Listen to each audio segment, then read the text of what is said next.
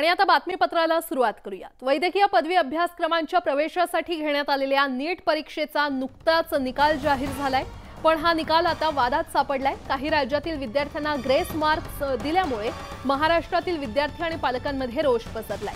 कारण नीटची cut off वाढलेली आहे आणि त्यामुळे प्रवेशाविषयी विद्यार्थ्यांमध्ये साशंकता वाढली आहे। वो एनटीए का प्रॉब्लम है, वो अपने तरीके से उनको सॉल्व करे, हमारे बच्चों के फ्यूचर से ना खेले। This is the first year without intimation information brochure जो एनटीए का है उसमें भी there was no mention about grace marks. तो ब्रोशर में किधर है रूल की, उसके कारण एक्स्ट्रा मार्क्स दिए जाएंगे। जो रूल ब्रोशर में है वो कॉन्स्टिट्यूशन है हमारे लिए, उसको हम सिर पे रखते हैं। एनटीए के इतने स्ट्रिक्ट रूल है और प्रॉपर वो एक दिन पहले प्रॉपर गाइडलाइन देते हैं सारे सेंटर्स को। पहले तो ये बात ही डाइजेस्ट करना डिफिकल्ट है कि लेट पेपर मिला। मार्क्स तर खूप म्हणजे चांगले असूनही मेडिकलमध्ये ऍडमिशन हा एन्जॉय करूच नाही शकत, कारण रँक इतकी वरती आली आहे।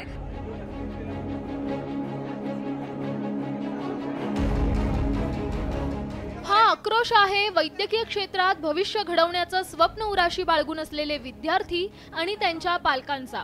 वैद्यकीय पदवी अभ्यासक्रमाच्या प्रवेशासाठी घेण्यात आलेल्या नीट परीक्षेच्या निकालावरून पालक आणि विद्यार्थ्यांमध्ये हा असंतोष पसरलाय। त्यामागचं कारणही तसंच आहे। या परीक्षेत 67 विद्यार्थ्यांना पैकीच्या पैकी गुण मिळालेत। खरं तर नीट परीक्षेत दिल्या जाणाऱ्या गुणांची रचना पाहता पैकीच्या पैकी गुण मिळवणं हे केवळ अशक्यप्राय असल्याचं विद्यार्थ्यांचं म्हणणं आहे।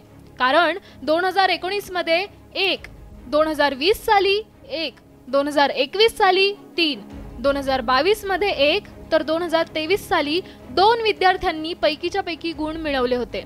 पण यंदा 67 विद्यार्थ्यांना पैकीच्या पैकी गुण मिळाल्यामुळे नीटच्या कट ऑफ मध्ये देखील मोठी वाढ झाली आहे।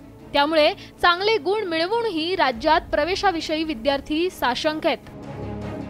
मार्क्स तर खूप म्हणजे चांगले असूनही मेडिकलमध्ये ऍडमिशन हा एन्जॉय करूच नाही शकत, कारण रँक इतकी वरती आली आहे की ज्या मार्काला मुंबईमध्ये मिळणार होतं त्या मार्काला महाराष्ट्रामध्ये मिळणार पण खूप कठीण आहे।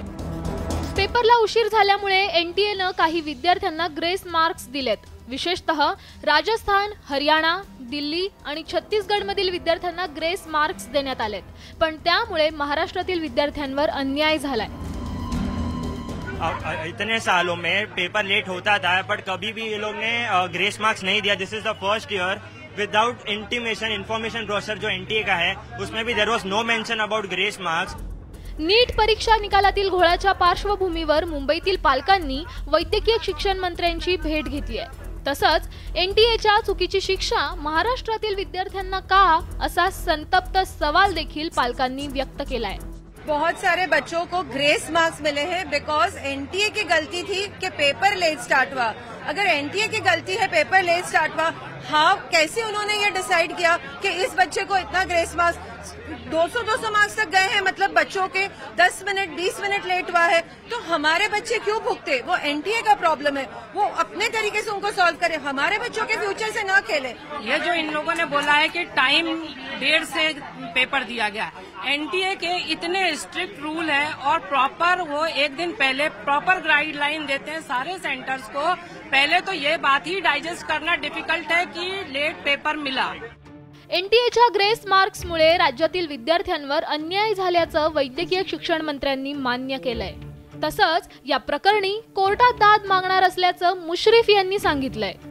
खस्ता खात असतील, 2-2 वर्ष ती मुलं कष्ट करत असतील तर अशा रीतीने त्यांच्यावर अन्याय होणं हे अतिशय गैर आहे, चुकीचं आहे। यासाठी आम्ही प्रसंगी न्यायालयात सुद्धा जाण्याचा आम्ही प्रयत्न करतोय आणि मला वाटतं ही परीक्षा रद्दच झाली पाहिजे, याशिवाय दुसरा कोणताही आज आपल्यासमोर पर्याय नाही।